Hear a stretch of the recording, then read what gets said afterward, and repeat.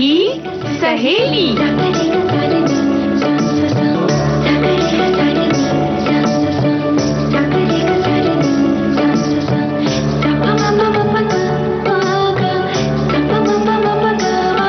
सखी सहेली।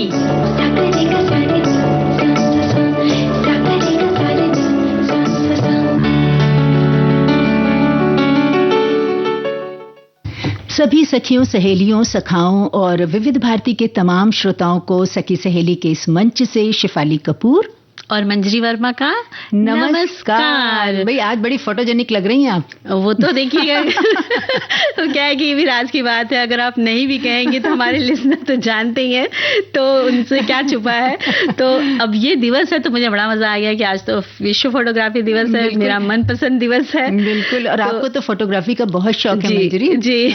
ये बात तो हमारे श्रोता भी जानते हैं। बिल्कुल जानते हैं। तो पहले तो एक बार उनका स्वागत कर देते हैं। आज के दिन सभी साथ में हैं, हमारे जुड़े हुए हैं और सभी को झमाझम प्यार भरा नमस्कार। क्योंकि बारिश तो भाई झमाझम जहाँ हो रही वहाँ हो रही है, उससे सब लोग तो परेशान है सब लोग। और मुंबई में तो खास करके इतनी ज्यादा हो रही है कि पूछिए मत। और हमारे श्रोता भी लिख रहे हैं, अभी कार्यक्रम के दौरान उन्होंने लिखा कि आप सब अपना अपना ध्यान रखें। मैं ये सोच रही थी मंजरी कि कितना ख्याल रखते हैं वो सब हम लोगों का।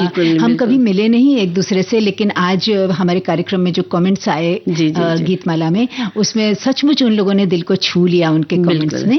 क्योंकि वो हमने उन्हें वैसा नहीं देखा, लेकिन हमने फोटोज से देख लिया है, उनकी बातों को पढ़ करके और संदेशों के माध्यम से उनके दिल तक हम लोग पहुंच चुके हैं। और वो एक परिवार बन चुका है। तो अब आप फटाफट अपना पिटारा खोलिए, मैं देखने के लिए तैयार हूँ क्या क्या लाई हैं आज आप। देखिए, पिटारे में तो पहले विश्व फोटोग्राफी दिवस की बात करेंगे, उसके बाद विरासत स्थल में हम बात करेंगे, रामप्पा मंदिर तेलंगाना में जो है उसकी बात करेंगे। उसके बाद है बताइए क्या है। मैं समझ गई, विश्व मानवता दिवस पर बातें होंगी जी। उस पर बातें होंगी और बातें हल्की फुल्की, वो तो जरूरी है भाई। बिल्कुल। उसमें तो जो पुराने फोटोज हैं, एल्बम हैं, उनकी बातें हम लोग ताजा करेंगे। और अब हमारे जो श्रोता हैं, सखियां हैं, वो सब भी बताएं अपने कुछ यादें एल्बम्स की, और पुराने दिनों की यादें बताएं। जब वो एल्बम खोलती हैं तो उन्हें कैसा लगता है, बचपन हो या युवावस्था हो या कॉलेज डेज हो या फिर शादी के एल्बम, तमाम चीजें होती। बहुत सारी मीठी मीठी बातें याद आ जाती हैं जब शादी की बात हो और उसमें हमने फोटो खिंचाई हो। तो आप समझ सकते हैं कि मेरा इशारा कि मंजरी बदमाश है, तो कुछ भी कर सकती है। मंजरी तो बहुत चंचल है और मंजरी बहुत हंसाती हैं सबको। और देखिए ना, ये आई है स्टूडियो में और इनके ठहाकों से स्टूडियो जो है वो गूंज उठा है। तो भाई आज विश्व फोटोग्राफी दिवस है और मंजरी ने आज एक फोटो भी खींच ली है, वो उनके पास सेफ है और उन्होंने अपने एल्बम में रख रखी है। और देखिए, हम एक संदेश से शुरुआत करते हैं आज के दिवस की, कि हमारे साथी लिखते हैं कि विश्व फोटोग्राफी दिवस की शुभकामनाएं।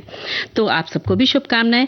एक समय ऐसा था जब हम आपको रेडियो पर सुनते थे, शेफाली जी, संगीता जी और मंजरी जी ऐसी होंगी, कैसी दिखती होंगी, एक कल्पना करते थे। लेकिन आज तो हमें सभी को उस तस्वीर के सामने, हमारे सामने वो आ जाती है। और अब तो हर पल फोटो को ही लिया जा सकता है, हर पल को मतलब फोटो में ले सकते हैं। तो ये बात इन्होंने लिखी है।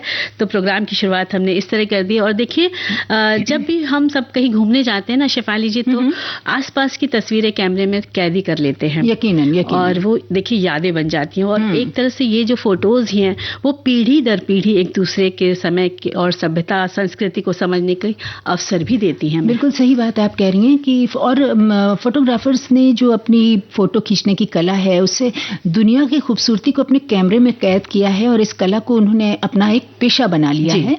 और वो अपने कैमरे से बेहतरीन तस्वीरें खींचकर इसमें आप देखिए लाखों करोड़ों रुपए की वो कमाई करते हैं। बिल्कुल, क्योंकि बहुत अच्छा शौक है, आप अपने मन का काम कर रहे हैं और वो व्यवसाय हो जाता है, बिजनेस हो जाता है जी। और फोटोग्राफी के माध्यम से अपना हुनर दिखाने का एक मौका भी मिलता है। और आप एक ऐसा काम अपने शौक से जो कर रहे होते हैं, जिसे देखकर कुछ लोग, शेफाली जी, पेंटिंग्स भी बनाते हैं उन्हीं फोटोज को देखकर। तो इस तरह से जो पेंटिंग्स बनाते हैं वो भी इसका इस्तेमाल करते हैं, इन फोटोज का, और उनको भी आर्थिक सहायता मिल जाती है। आर्थिक सहायता के साथ साथ मंजरी ये उनका हुनर भी होता होता है, क्योंकि अगर उनके हाथ में हुनर नहीं है, उनके दिमाग में ऐसी कल्पना नहीं है, तो वो नहीं कर सकते वो बिल्कुल सही बात है। और उसके इतिहास की बात की जाए तो कई साल पहले 9 जनवरी 1839 की बात है, दुनिया की सबसे पहली फोटोग्राफी प्रक्रिया का आविष्कार हुआ था और इस प्रक्रिया का नाम था डागोरोटाइप, जिसे जोसेफ नाइसफोर और लुइस डॉगेर नाम के 2 वैज्ञानिकों ने आविष्कार किया था। बिल्कुल, और डागोरोटाइप तकनीकी फोटोग्राफी की पहली प्रक्रिया थी और इस तकनीकी का आविष्कार ऐलान फ्रांस सरकार ने 19 अगस्त 1839 में किया। इसी की याद में विश्व फोटोग्राफी दिवस हर साल 19 अगस्त को मनाया जाता है। 19 अगस्त यानी आज का दिन है ना। आधिकारिक तौर पर इस दिन की शुरुआत 2010 में हुई थी। ऑस्ट्रेलिया के एक फोटोग्राफर ने अपने साथी फोटोग्राफरों के साथ मिलकर इस दिन इकट्ठा होने और दुनिया भर में इसका प्रचार प्रसार करने का निर्णय लिया। अपने साथी फोटोग्राफरों के साथ मिलकर उनकी तस्वीरें ऑनलाइन गैलरी के जरिए लोगों के सामने पेश की उन्होंने। बिल्कुल, और इन ऑनलाइन गैलरी को लोगों ने भी खूब पसंद किया। इसके बाद से फोटोग्राफरों को डिजिटल प्लेटफॉर्म के जरिए अपनी कला का प्रदर्शन करने का ये सिलसिला शुरू हो गया, जो आज भी जारी है।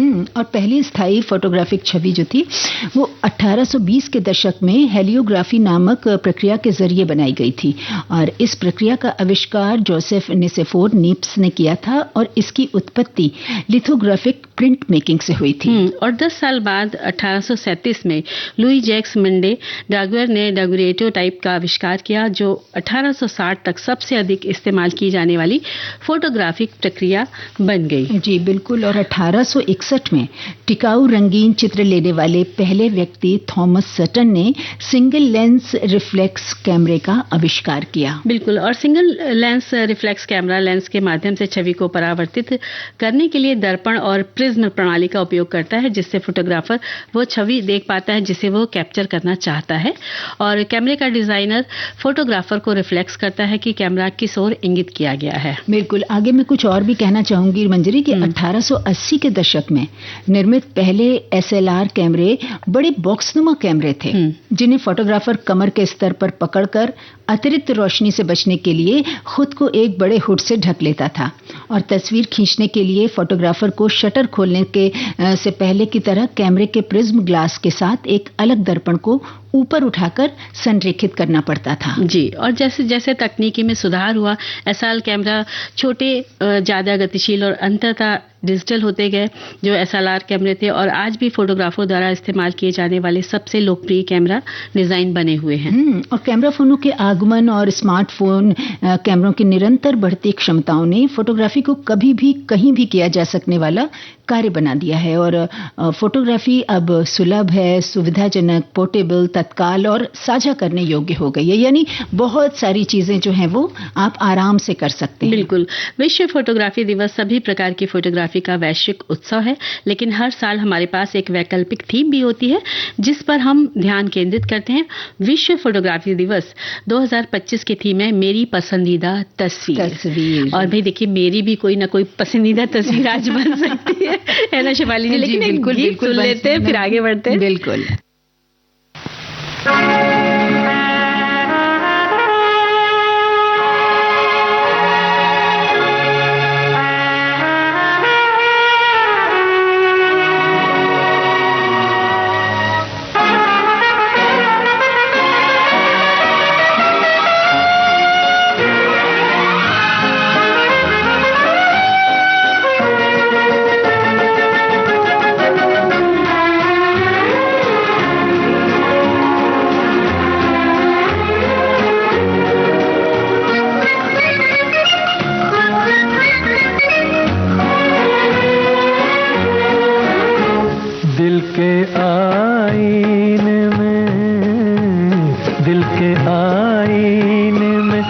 तस्वीर तेरी रहती है, मैं ये समझा कोई जन्नत की परी रहती है दिल के आईने में।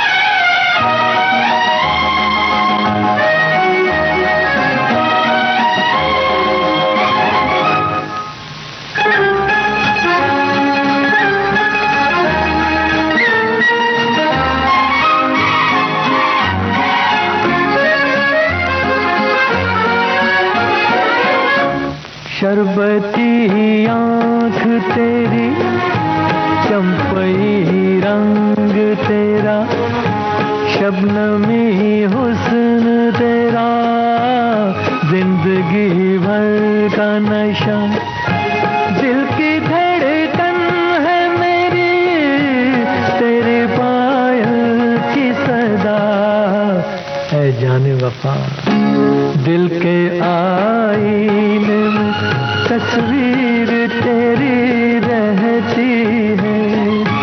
मैं ये समझा कोई जन्नत की परी रहती है दिल के आईने में।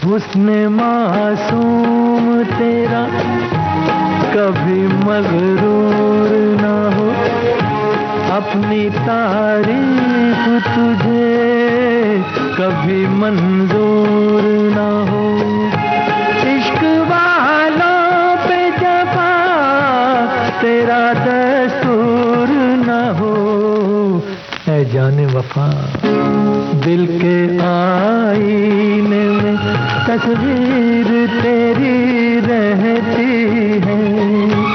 मैं ये समझा कोई जन्नत की परी रहती है दिल के आईने में। तो भाई मंजरी, आपने गाना तो बहुत ही चुनकर लाई थी जो सुनवाया, मोहम्मद रफी की आवाज थी, आओ प्यार करें फिल्म का गाना सिर्फ हमने नहीं चुना, हम दोनों ने चुना। भाई इसमें चॉइस भी आपकी तो ज्यादा थी और कई गाने आपने सामने रखे थे। तो आप क्या बता रही हैं किस फिल्म का है? और ये उषा खन्ना का संगीत था जो आप एंजॉय कर रही थी। राजेंद्र कृष्ण ने इसे लिखा था। और अब क्या हाल है?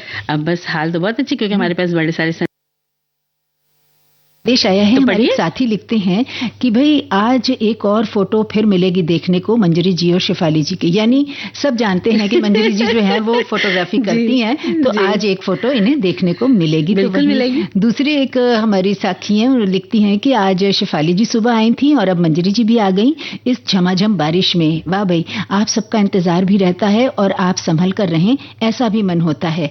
कैसे सब मैनेज करती हैं आप सब? ख्याल रखिएगा अपना अपना। Thank you. बिल्कुल। और हमारे एक साथी लिखते हैं, इस विषय से संबंधित उनका संदेश है कि हर साल 19 अगस्त को विश्व फोटोग्राफी दिवस उत्साह के साथ मनाया जाता है। ये दिवस उन लोगों के लिए खास महत्व रखता है जो किसी भी खूबसूरत चीज या नज़ारे को अपने कैमरे में कैद कर लेना पसंद करते हैं। बिल्कुल। बाकी में शेफाली जी, आंखों में जो फोटो खींचता है उसकी आंखों में सुंदरता होनी चाहिए, सामने वालों की खूबसूरती को आंकने की, जिसे कहते हैं। वो कोई भी, हर व्यक्ति हर तरीके का होता है, लेकिन मुझे लगता है कि जब हम सामने वाले को देख रहे हैं वो एवरेज भी है, तो भी हम उसका वो कोण देखें कि फोटो खींचते समय कि वो किस तरफ से, लेफ्ट से अच्छा लग रहा है या राइट से अच्छा लग रहा है। तो अगर हम अपने तरफ से ये सोच के खींचेंगे फोटो, तो वाकई में उसकी फोटो अच्छी आएगी ही आएगी। और बहुत से साधारण चेहरे वाले लोग भी जब उनका हम फोटो में चेहरा देखते हैं तो पहचान में ही नहीं आते हैं कि ये ही वो शख्स है। जी, है ना। तो किसी का चेहरा बहुत फोटोजेनिक होता है। हाँ, होता है। और लेकिन कई बार क्या होता है, हर किसी का फोटो का एक एंगल होता है। उस एंगल से ही वो बिल्कुल मतलब कहते लाइट मारता है। और किसी के चेहरे में जब हम देखते हैं तस्वीरें तो किसी की आंखें बोलती हैं। बिल्कुल। तो अगर एक नॉर्मल सा एवरेज उसका चेहरा है, चेहरे में ऐसा कुछ भी नहीं है, लेकिन उसकी आंखें ऐसी हैं कि उस तस्वीर को हम घंटों देखना चाहते हैं। बिल्कुल बिल्कुल। तो बहुत सारी चीजें होती हैं। बहुत सारी। हमारे एक साथी लिखते हैं कि आजकल लोगों के फोन में हजार फोटो सुरक्षित हैं, फिर भी लोग मोबाइल के फोटो को कुछ दिन के बाद देखना नहीं चाहते। लेकिन जो फोटो एल्बम में रखे हैं या दीवारों पर लगे हैं, उनकी बादशाहत आज भी कायम है।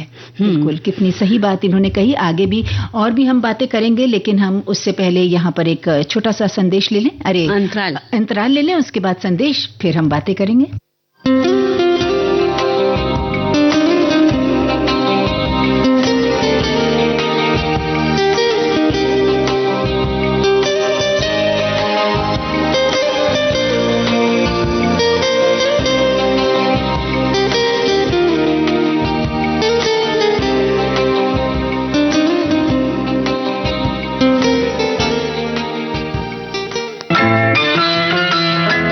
भारती पर हर रोज दिन में 1 बजे विविध भारती की गीत माला आपके साथ। जन्म जन्म का साथ है तुम्हारा। इस कार्यक्रम में हर पायदान पर होगी आपकी भागीदारी। हम और तुम, तो हम और आप पिरोएंगे गीतों की इस माला के मोती साथ साथ। हम साथ साथ हैं। जुड़े रहिए हमारे साथ विविध भारती के फेसबुक पेज पर। विविध भारती की गीत माला हर रोज दिन में 1 बजे। विविध भारती, आपका जीवन संगीत। तो अंतराल भी हो गया और संदेश भी हो गया और अब एक कमेंट है वो मैं पढ़ूंगी कि एक समय था जब मैंने भी शादी विवाह जैसे सभी कार्यक्रमों में फोटो और वीडियोग्राफी की थी। ये मेरा शौक और साइड बिजनेस भी था, लेकिन अब सिर्फ शौकिया तौर पर ही करता हूँ। और एक हमारे साथी लिखते हैं कि खम्मा घड़ी नमस्कार या खम्मा घड़ी शेफाली जी, विश्व फोटोग्राफी दिवस है आज। हमने अखबार में पढ़ा था और हमारी सोशल मीडिया वाली बहन ने भी बताया था। दरअसल वो हम जो अपीयरेंस संबंध बताते हैं वैसे अपने लैपटॉप पर हमारे लिए हमारी और उसकी व्यक्तित्व पर काल्पनिक तस्वीरें बना देती है। हम दोनों सुंदर और गोरे चिट्टे हैं, लेकिन हमको इसका जरा भी घमंड नहीं है, क्योंकि जो सोच के बनाएगी तस्वीर का हमारी जिंदगी में बड़ा ताल्लुक होता है। और हम जब आप रेडियो पर सॉन्ग चलाते हैं तो हम तस्वीर चलाते हैं, ठीक है, मतलब इन्होंने लिखा है, इस तरह से बात लिखी है। और इस तरह से हमारे एक और साथी लिखते हैं कि फोटोग्राफी एक ऐसी कला है जो हमें पलों को हमेशा के लिए स्थिर और संजो कर रखने का मौका देती है। एक ही तस्वीर कई तरह की भावनाओं या संवेदनाओं को जगा सकती है, जिन्हें एक नज़र से फिर से जिया जा सकता है। विश्व फोटोग्राफी दिवस जो हर साल आज के दिन मनाया जाता है, समय के साथ फोटोग्राफी में काफ़ी प्रगति हुई है। कई लोगों के लिए ये एक शौक से बढ़कर एक पूर्ण करियर बन गया है। ये महज एक तकनीकी से बढ़कर व्यक्ति का एक ऐसा जरिया बन गया है जो एक ही तस्वीर से हजारों शब्द व्यक्त कर देता है। बहुत ये बात इन्होंने बिल्कुल सही लिखी है मंजरी की। एक फोटो में 1000 रंग आप देख सकते हैं, 1000 भाव उसमें आप, अगर आपकी जो देखने की क्षमता है उसको आप बारीकी से उसको देखें तो उसमें हर चीज नजर आएगी एक तस्वीर में। प्यार है, वियोग है, बिछोह है, दर्द है, हंसी है, खुशी है, मुस्कुराहट है, न जाने कितने। जिस समय आप जो सोच रहे थे वो भाव वो कैप्चर कर देता है कैमरा, वही हमारी यादें बन जाता है ना। तो एक गीत सुन लेते हैं। बिल्कुल।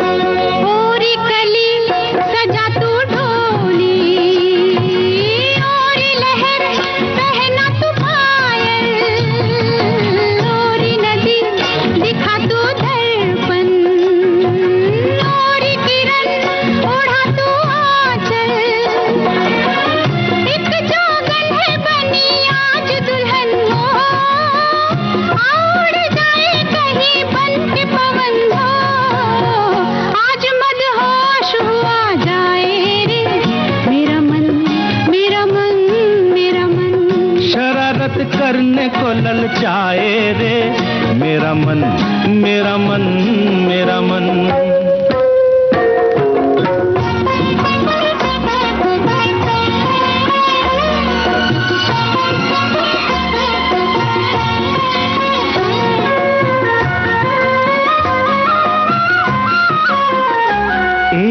यहाँ हमें जमाना देखे तो आओ चलो कहीं छुप जाए, अच्छा यहाँ हमें ज़माना देखे। आओ चलो कहीं छुप जाए, भीगा भीगा नशीला दिन है, कैसे कहो प्यासे रह पाए। तू मेरी मैं हूँ तेरा, तेरी कसम हो, मैं तेरी तू है मेरा, मेरी कसम हो। आज मदहोश आ जाए रे मेरा मन, मेरा मन, मेरा मन। शरारत करने को ललचाए रे मेरा मन, मेरा मन, मेरा मन।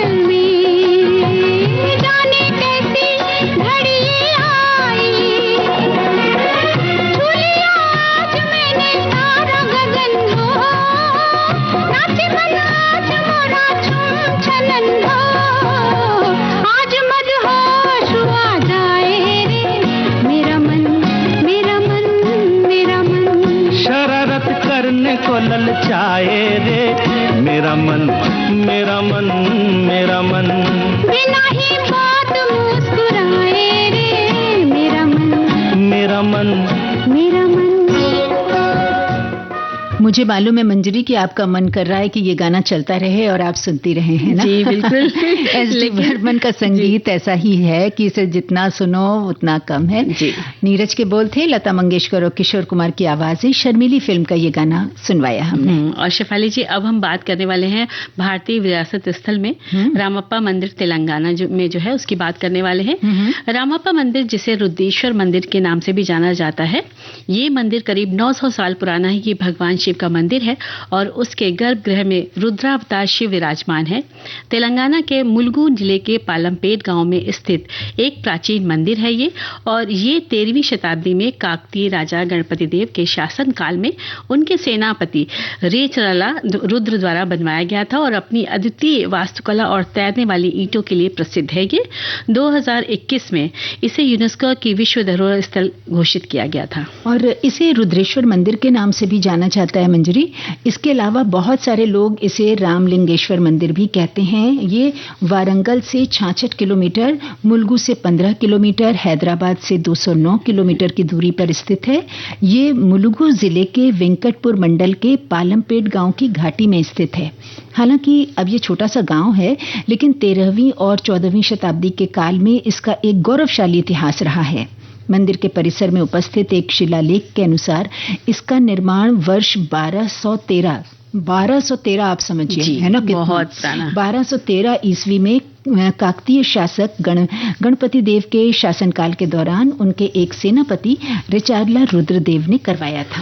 दरअसल सेनापति ऐसा मंदिर बनवाना चाहते थे जो हजारों साल तक स्थिर रहे। इसके लिए दूर दूर से शिल्पकारों को बुलवाया गया, लेकिन वो रामप्पा से ही संतुष्ट हुए। बताया जाता है कि मंदिर के निर्माण में 40 साल का समय लग गया। ये मंदिर एक शिवालय है जहाँ भगवान रामलिंगेश्वर की पूजा की जाती है। ऐसा इतिहास कहता है कि मार्को पोलो ने काकतीय साम्राज्य की अपनी यात्रा के दौरान इस मंदिर को मंदिरों की आकाशगंगा का सबसे चमकीला तारा कहा था। बिल्कुल। और रामप्पा मंदिर 6 फुट ऊंचे तारे के आकार के चबूतरे पर भव्य रूप से खड़ा है। गर्भगृह के सामने के कक्ष में कई नक्काशीदार स्तंभ हैं, जिनकी अवस्थिति इस प्रकार रखी गई है कि ये मिलकर प्रकाश और अंतरिक्ष को अद्भुत रूप से जोड़ने का प्रभाव उत्पन्न करते हैं।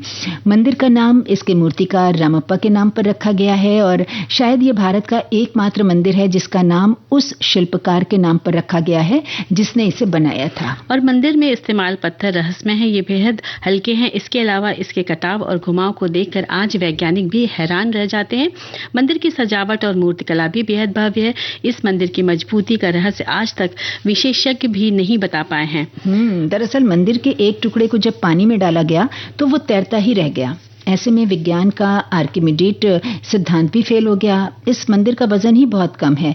मंदिर की मुख्य संरचना का निर्माण तो लाल बलुआ पत्थर से किया गया है, लेकिन बाहर के स्तंभों को लौह, मैग्नीशियम और सिलिका से समृद्ध काले बेसाल्ट के बड़े पत्थरों से बनाया गया है। और मंदिर पर पौराणिक जानवरों और महिला नर्तकियों या संगीतकारों की आकृतियों को उकेरा गया है। और ये काकतीय कला की उत्कृष्ट कृतियां हैं जो अपनी महीन नक्काशी, कामुक मुद्राओं और लंबे शरीर और सिर के लिए विख्यात है।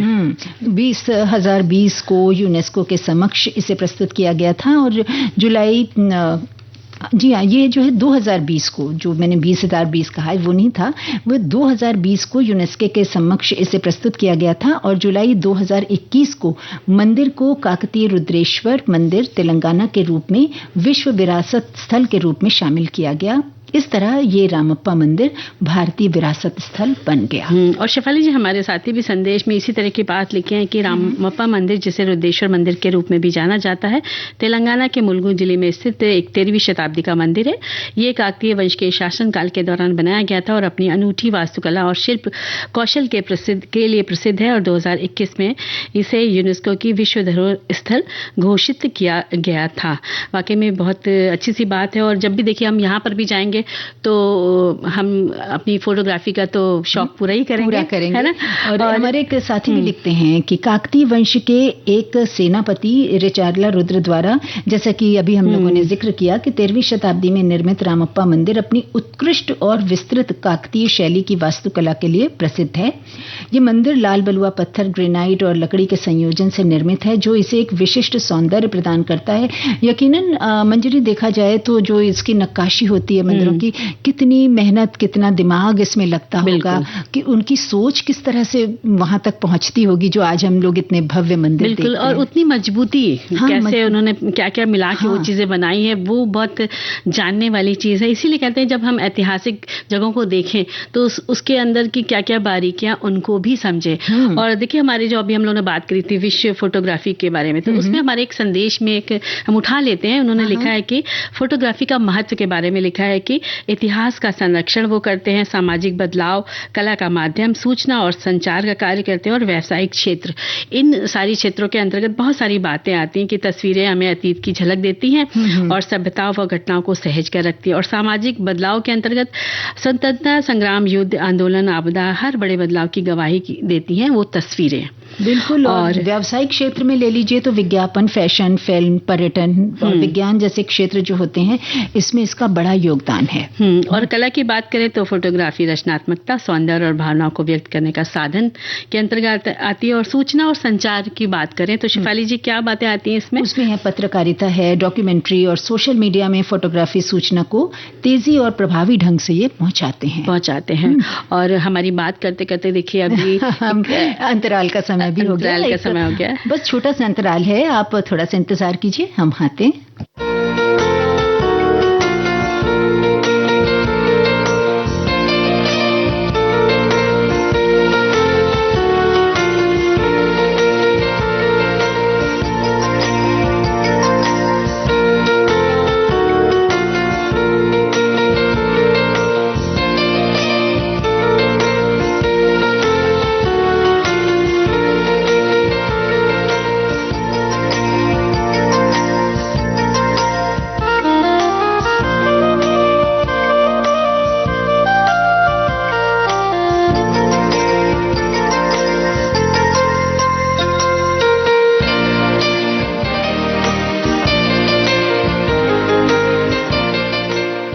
तो मंजरी जी, छोटा सा अंतराल था, देखिए पलक झपकते ही पूरा हो गया और हम वादे के मुताबिक वापस आ गए।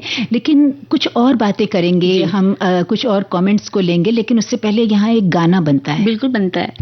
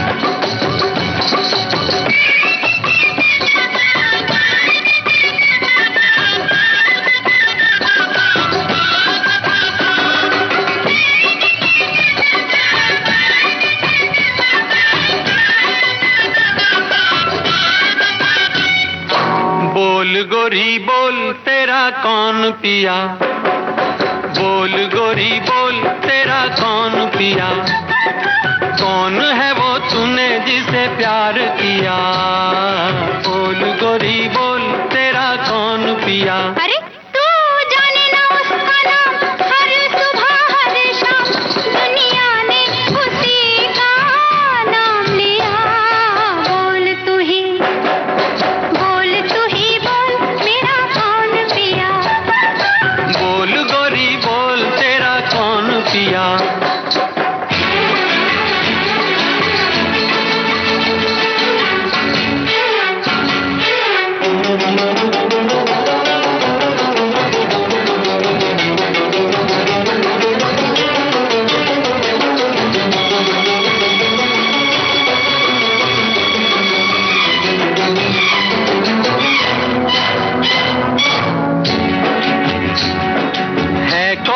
सारे जग से निराला,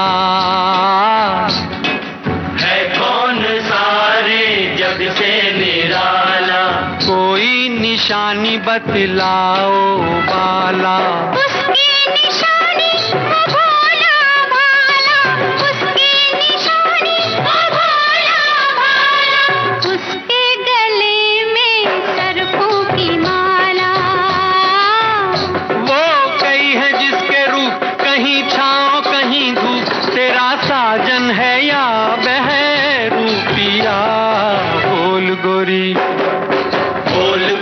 बोल तेरा कौन पिया, बोल तू ही बोल मेरा कौन पिया।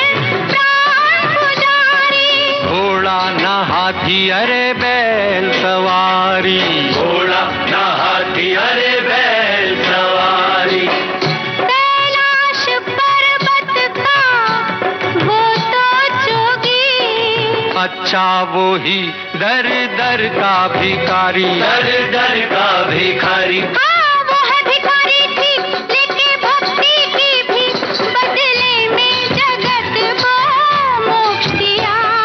बोल तू ही बोल तेरा कौन पिया। तो भाई मिलन फिल्म से ये गीत सुनवाया गया और लता मंगेशकर, मुकेश और साथियों के स्वर थे, आनंद बख्शी के बोल थे, लक्ष्मीकांत प्यारेलाल का यादगार संगीत। और अब कुछ बातें आप कहने वाली थी या पढ़ने वाली थी? बिल्कुल कहने वाले हैं और कहेंगे, क्योंकि विश्व मानवता दिवस इसकी बहुत महत्ता है कि आज हम विश्व मानवता दिवस मना रहे हैं, जिसे साल 2008 में संयुक्त राष्ट्र महासभा ने 19 अगस्त का दिन यानी आज का दिन चुना था और मानवतावादी दिवस मनाने के लिए इस प्रस्ताव को पारित कर दिया गया था। ये दिवस उन लोगों की याद में खास तौर पर मनाया जाता है शेफाली जी, जिन्होंने विश्व स्तर पर मानवतावादी संकट में अपनी जान गंवाई या फिर मानवीय उद्देश्यों के कारण दूसरों की सहायता करने के लिए अपने प्राणों का बलिदान कर दिया। बिल्कुल ठीक कह रही हैं आप। और ये उन लोगों को सम्मानित करने का समय है जो दूसरों की मदद करने के लिए संकट में आगे आते हैं और उन लाखों लोगों के साथ खड़े होते हैं जिनका जीवन संकट में होता है। और बहुत कम लोग इस भावना को समझ पाते हैं मंजरी, कि जब कोई संकट में घिरा हो तो कैसा महसूस होता है। जो समझते हैं वही मदद के लिए आगे आते हैं। कितनी प्राकृतिक आपदाएं आए या दुर्घटनाएं हों, आज हम रोज ही ऐसी खबरों को देखते सुनते हैं कि इन संकटों की घड़ी में कैसे लोग राहत के कार्य करते हैं, हजारों जिंदगियां बचाते हैं। और व्यक्तिगत तौर पर भी जब हम लोगों की मदद के लिए आगे आते हैं, जिसे देखकर और लोग भी जुड़ते हैं शेफाली जी, और उस वक्त मानवता की मिसाल बन जाती है। और आज के दिन उन सभी मानवतावादी कार्यकर्ताओं को और सभी सहायता कर्मियों और स्वास्थ्य कर्मियों को जो कार्य के दौरान अपनी जान गंवा देते हैं या घायल हो गए हैं, उन्हें सम्मानित करने और श्रद्धांजलि देने के लिए भी खास होता है। बिल्कुल। और मानवीय सहायता जरूरतमंद लोगों को आमतौर पर अल्पकालिक भौतिक और रसद सहायता प्रदान करना है। जरूरतमंद लोगों में बेघर, शरणार्थी, प्राकृतिक आपदाओं, युद्धों और अकाल के शिकार लोग शामिल हैं।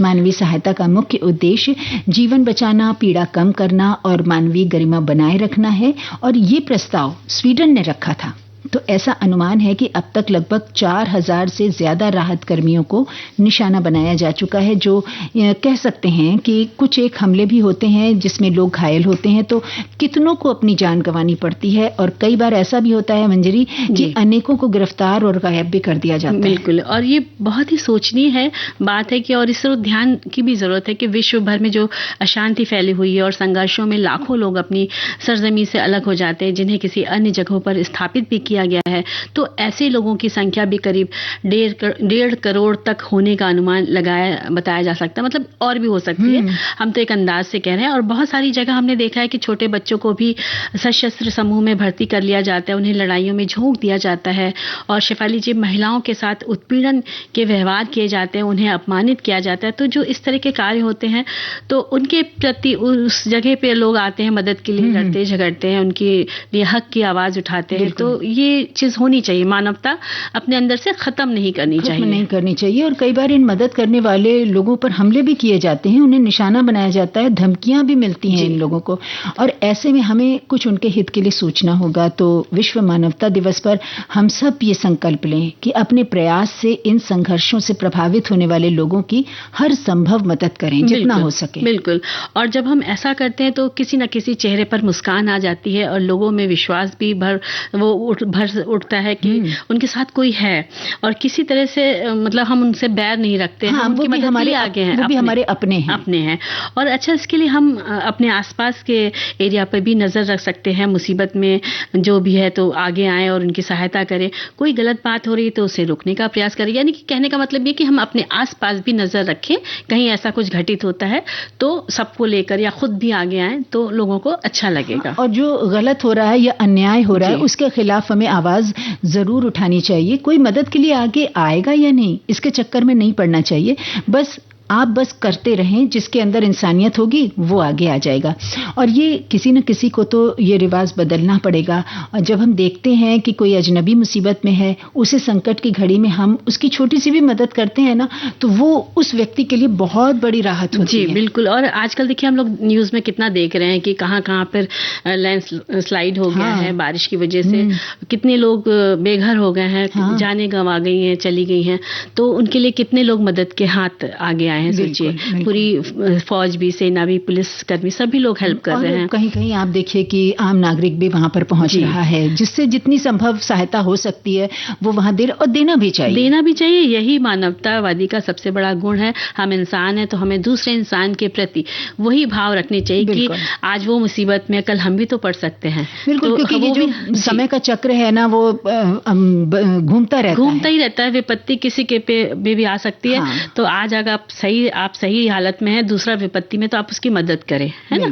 तो इस तरह की भावनाओं को बनाकर रखें। और फिलहाल तो हम चलते हैं गीत की ओर। गीत सुनना है? बिल्कुल, क्योंकि हमारे साथी भी वेट कर रहे होंगे कि भाई अब बातचीत के दौरान गाना हो जाए, फिर बातचीत शुरू हो।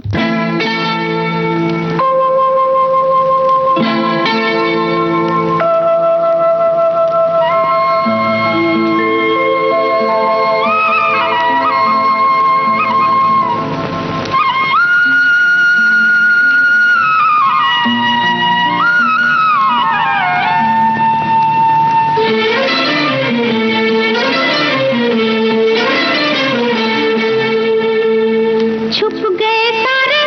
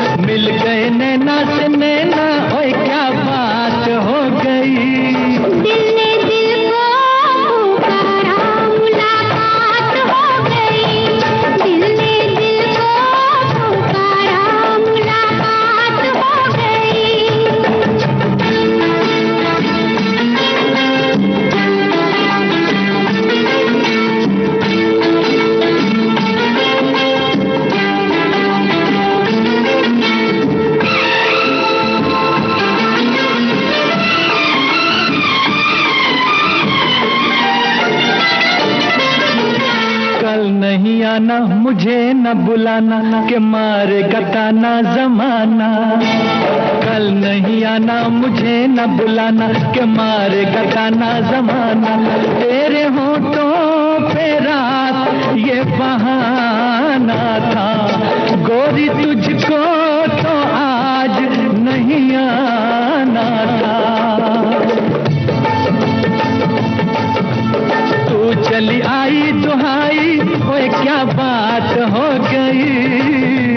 तू चली आई दुहाई, ओए क्या बात हो गई। मैंने छोड़ा जमाना तेरे साथ हो गई। मैंने छोड़ा जमाना तेरे साथ हो गई। तो तूने काजल लगाया दिन में रात हो गई।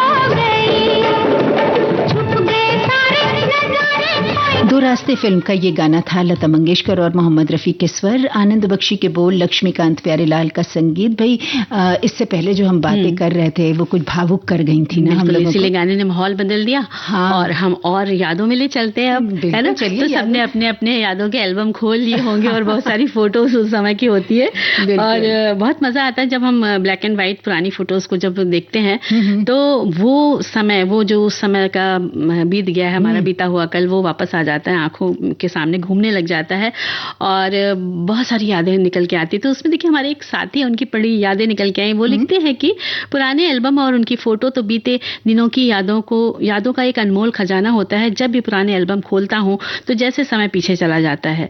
हर एक पेज उस दौर की याद दिलाता है और हर एक फोटो कोई कहानी बयां करती है। उनमें बिखरी हुई बचपन की शरारतें, मित्रों और परिवार के साथ बिताए हुए पल जो कभी लौट कर नहीं आते। आती हैं तो बस यादें, जो कभी होठों पर मुस्कान तो कभी आंखों में आंसू ला देती हैं। कुछ फोटो तो ऐसे होते हैं जो बताते हैं कि वक्त ने सबको कैसे बदल दिया। किसी के बालों में सफेदी आ गई तो किसी के बाल ही नहीं बचे। पुराने एल्बम और फोटो एक पुल की तरह होते हैं जो बीते हुए कल को और आज को जोड़ते हैं। बहुत प्यारी सी बात, बहुत प्यारी बात है क्योंकि बहुत सारी भावनाएं जुड़ी होती जुड़ी है ना इन सारी चीजों से। हमारे एक साथी लिखते हैं कि एल्बम निकाल के यादों की गलियारों में झांकना एक अलग एहसास देता है। वो यादों में खो के हल्के हल्के तस्वीर पे उंगली घुमाना वो अपनापन देता है जो डिजिटल एल्बम में नहीं मिलता है। बिल्कुल। और इसी के साथ एक साथी और लिखते हैं कि बातें पुराने फोटोज की। रेडियो के बाद यदि मेरा सबसे पसंदीदा काम है तो वो है फोटोग्राफी। मुझे तरह तरह के फोटोज क्लिक करने का बहुत शौक है। मेरे पापा जी को भी फोटोग्राफी का शौक है और अपने स्टूडेंट लाइफ में उनके पास फोटो साफ करने की खुद की मशीन भी थी, जिसकी वजह से हमारे घर में पुराने फोटोज के ढेर सारे कलेक्शन है और हम लोग उनको बार बार निकाल कर देखते हैं और मम्मी पापा जी हर फोटो के पीछे की कहानी बताते हैं। और अब ये शौक मेरे हैं। जब मोबाइल नहीं था तब मैं कॉलेज में थी, तब भी मेरे बैग में एक कैमरा रहता था। आज मैं एक टीचर हूं पर कैमरा अभी भी मेरे साथ रहता है। स्कूल के हर प्रोग्राम की फोटोग्राफी मैं ही करती हूं, जिसकी वजह से स्कूल में मुझे सेल्फी मैम बुलाते। क्या बात है। और मैं हर समय कुछ ना कुछ क्लिक करती रहती हूँ। तो मेरा भाई मुझे बोलता है तुम स्कूल छोड़ दो, फोटोग्राफी का ही काम कर लो। बिल्कुल सही बात है। कभी कभी ऐसा ही सुनने को मिलता है। बिल्कुल। हमारे एक साथी लिखते हैं कि यादें पुराने फोटोज की बड़ा यादगार मुद्दा है। पुराने फोटोज तो हमारे पुश्तैनी मकान मतलब दादी के पास भी है, जिस उनके मायके की फोटो, उनकी 5 बेटियों के ब्याह की फोटोज संग्रह करके रखी हैं और कुछ तस्वीरें ताको यानी वो जो आले होते हैं घर में, आले में फ्रेम बनवा के लगा रखी हैं। जब हमारे दादा जिंदा थे तो उन्होंने हमारी फ्रेम नाले में फेंक दी थी। हमारी मामियों के पास भी फोटो एल्बम अपनी अलमारी में तय करके रखे हैं क्योंकि फोटोज हमें उन क्षणों में कैद कर लेते हैं। तो वहीं एक और साथी लिखते हैं कि जो हर खुशी के पल जो होते हैं उनको संजो कर रखने के लिए फोटो जो है वो सबसे अच्छा माध्यम है। पहले तो ये महंगा और जटिल था, उसके लिए कैमरे में रील लगवाना, फिर उसे स्टूडियो में साफ करवाना पड़ता था और सबके पास कैमरा होता भी कहाँ था ना तब तो। जी। आगे लिखते हैं कि वो महंगी चीज थी और जब फोटो खींचा जाता था तो सभी बन ठन के तैयार होके फोटो खिंचवाते थे। अब तो हर के हाथ में मोबाइल है और एक क्लिक पर क्लिक होती है और हजारों फोटो जो हैं वो सामने आ जाती हैं। और शेफाली जी याद होगा आपको जब हम लोग कहीं भी घूमने जाते थे, चाहे एग्जीबिशन जाएं चाहे किसी मेले में चले जाएं, तो वहां पर भी फोटो खींचने का एक पॉइंट होता था कि आपको याद होगा पर्दा है, ताजमहल का पर्दा है तो उसके आगे फोटो, कहीं पे वो चांद बना हुआ है उसके पीछे या चांद पे ऐसे टिक करके फोटो खिंचाना है। और कहीं वो मेले का सीन लगा देते थे। लगाया और कहीं पे कुतुब मीनार है तो कहीं पे गेटवे ऑफ इंडिया की फोटो पर्दा लगा हुआ है। और सबसे मजेदार बात होती थी कि बुलेट रखी है उस पर चढ़ के और ऐसा लगता है जैसे हम खुद मेले में बुलेट चला रहे हैं जबकि आता वाता कुछ नहीं लेकिन फोटो खिंचाएंगे भाई। तो इस तरह की होती है। और आजकल जो हम देखते हैं कि हम कहीं घूमने जाते हैं जैसे कुतुब मीनार गए या गेटवे ऑफ इंडिया या ताज होटल की फोटो, तो ऐसे हाथ ऊपर करते हैं ना, नीचे से एंगल लगा के लगता है हम ऊपर की चोटी पकड़े हुए हैं। तो ये भी कितना अलग सी फोटो होती और है। वो भी फोटोज हम लोग लेते थे जब मेले में जाओ तो चाट पकौड़ी खाते हुए। अरे वो तो फोटो बड़ी याद आती, कोई पानी के बताशा खा रहा है और बस फोटो खींच गई।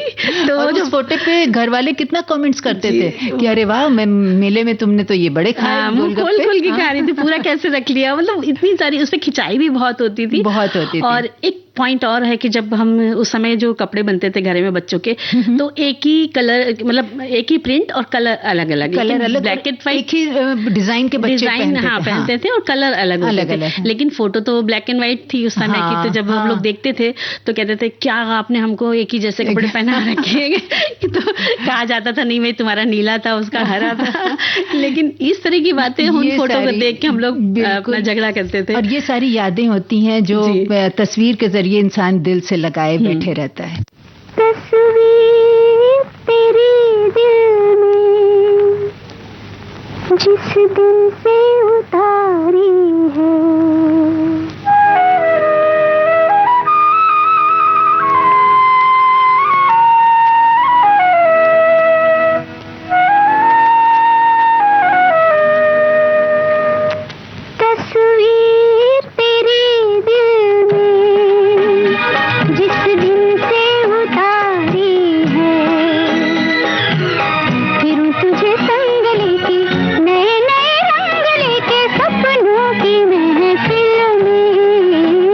तस्वीर तेरी दिल में जिस दिन से उतारी है,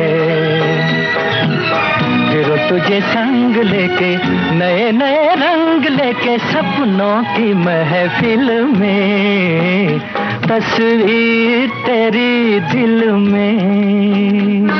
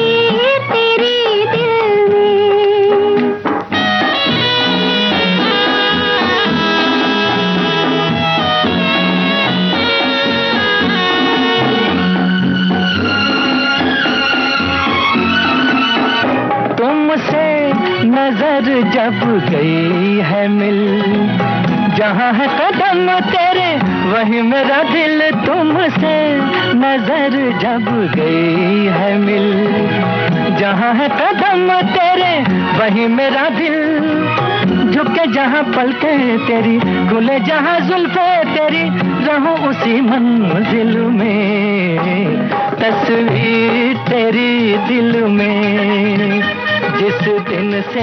यकीन मानो मंजरी कि ऐसी ही कुछ तस्वीरें होती हैं जो हम सब भी अपने दिल से लगाए घूमते रहते हैं। कोई तस्वीर ऐसी होती है ना। बिल्कुल। तो बहरहाल ये माया फिल्म का गाना था। मोहम्मद रफी और लता मंगेशकर के स्वर थे, मजरूह सुल्तानपुरी के बोल और सलील चौधरी का संगीत। और हमारे साथी लिखते हैं यादें पुरानी फोटोज की, ब्लैक एंड व्हाइट फोटोज हो या रंगीन, पुरानी होकर भी अच्छी लगती हैं। उन्हें देखकर आश्चर्य भी होता है कि हम कैसे थे और कैसे दिखने लगे। पुराने श्वेत श्याम परिवार फोटो में भाई बहनों को पहचानने का प्रयास करना सुखदायी लगता है। और जब एल्बम देखते हैं ना तो ग्रुप फोटो में तो लगता है अच्छा वो हमारा छोटा पीछे चेहरा दिख रहा है ना, वो हम है, वो हम ऐसे करते हैं। और इसके बाद ये आगे लिखते हैं कि शादी का एल्बम देखते हुए पति पत्नी दोनों को ही बहुत सी बातें याद आने पर हंसी आना स्वाभाविक होता है। अपने नौकरी पेशा बच्चों के दूर रहने पर भी पर उनके पोते पोतियों के फोटो देखकर जो सुख मिलता है वो अकल्पनीय है। बहुत सही बात है, सही कह रही हैं। और हमारे एक साथी लिखते हैं कि फोटोज की यादें तो तब आती हैं जब हमारी कई फोटोज जो होती है ना वो डिलीट हो जाती हैं। एक बार ऐसा हुआ इनके साथ कि इनकी मम्मी की एक पसंदीदा फोटो उन्होंने जो खिंचवाई थी किसी मॉल में, वो गलती से उनसे डिलीट हो गई और उस फोटो में लिखा हुआ था आज इस जगह पर उन्होंने फोटो खींची थी, उसी जगह पर लिखा हुआ था अच्छे समय का इंतजार करो, तो वो फोटो गलती से डिलीट हो गई। मेरी माता जी से तो उन्होंने क्या किया कि वही मॉल पर वो दूसरे दिन गई और उन्होंने उस फोटो को उसी जगह पर जहां पर लिखा हुआ था वेट फॉर गुड टाइम्स, वापस जाकर वो वहां पर उन्होंने फोटो खिंचवाई। डिलीट हुई जो फोटोज थी उनकी यादें, कुछ कुछ फोटो इतनी पसंदीदा हो जाती हैं कि उनका डिलीट होना सचमुच बड़ा दुख देता है। क्या बात है, सही बात है। और हमारे एक साथी लिखते हैं कि आपने बातें पुराने फोटोज की आपने करके फिर हमारी श्रीमती जी की याद ताज़ा कर दी है। मैं 44 साल नौकरी में रहते पत्नी को 3-4 बार ही शहर में ले जा सका क्योंकि हम हफ्ते में 2 रातें घर ही रहते थे, फिर हफ्ते के 1 दिन की छुट्टी जो रहती थी। लेकिन जब उन्हें लेकर गए तो सिनेमा दिखाया, पार्क घुमाया, मंदिर घुमाया और भी दर्शनीय स्थल दिखाए। लेकिन स्टूडियो में हर बार जाकर फोटो खिंचवाए। 45 साल पहले ब्लैक एंड व्हाइट फोटो ही मिलते थे, अब बाद के सालों में रंगीन फोटो भी खिंचवाए जो आज जब भी पलटते हैं तो उन दिनों की याद बरबस आ जाती है। कितनी खुश रहती थी वो और कंधे पर सर रखकर खिंचवाने का अंदाज आज भी बस रुला देता है। सही बात है, वो यादें इमोशनल कर दिया, भावुक कर दिया। वास्तव में कुछ तस्वीरें हैं जिनसे बहुत सारी यादें जुड़ी रहती हैं। आप उनको अपने इर्द गिर्द यहाँ वहाँ जहाँ देखेंगे वो आपको वही नजर आएंगे, चाहे यहाँ देखें चाहे वहाँ देखें।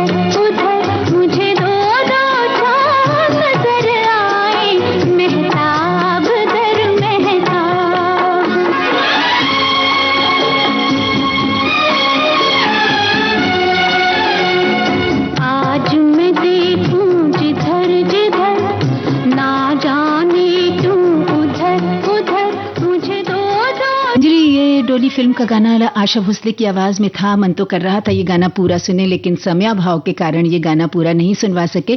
इतना वादा जरूर करते हैं कि ये गाना फिर किसी कार्यक्रम में जरूर सुनवाएंगे। और राजेंद्र कृष्ण के बोल थे, रवि का संगीत था। और अब इतना समय नहीं है कि हम लोग कुछ और कमेंट्स ले सकें, बातचीत कर सकें।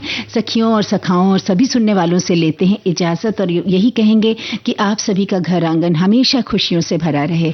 इन्हीं शुभकामनाओं के साथ अब दीजिए इजाजत आप सभी को। शेफाली कपूर और मंजरी वर्मा का नमस्कार।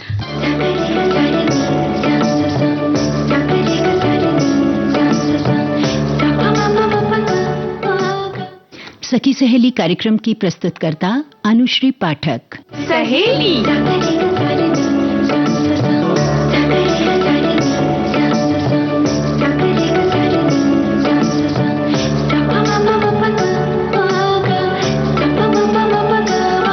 सखी सहेली।